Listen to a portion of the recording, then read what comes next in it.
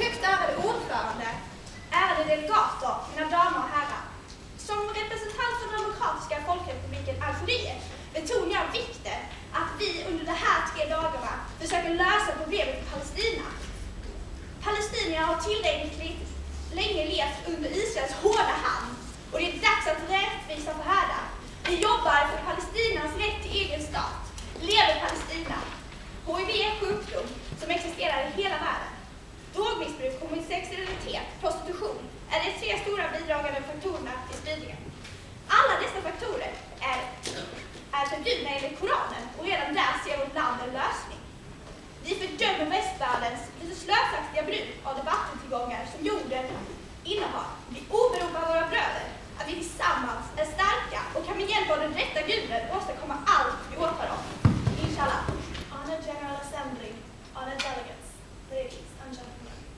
We, the delegation of Australia, desire to denote the flow of diminishing the rights of the human race, stand firm in our wish for world peace, and gain equality for all in social, political, and all other aspects of life. As part of the human race, everyone has equal rights, independent of social, economical, or political standing, gender, and race. Any country that shares these desires shall accordingly be supported in their goals and ambitions. Thank you. Højt ærede delegater, mine damer og herrer.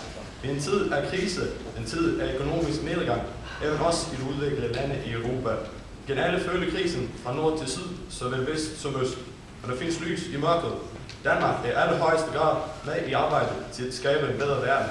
Ytringsfriheden og demokratiet er noget, vi i Danmark er yderst stolt af, og er en af de vigtigste dele af vores samfund. Det er noget, vi vil kæmpe for. Vi glæder os til velarbejdet og godt samarbejde med alle lande, der er parate for at samarbejde med os. Tak. Lämna ordet till min påse.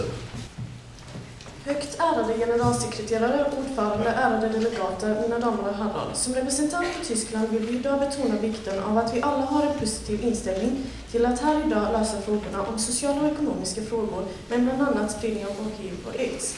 Tysklands inställning i detta är att försöka lösa detta på ett så bra sätt som möjligt och fortsätta driva utvecklingen av åtgärdsprocesserna. Våra förhoppningar är att vi idag ska kunna samlas kring ett gemensamt förslag till lösning under förhandlingarna här.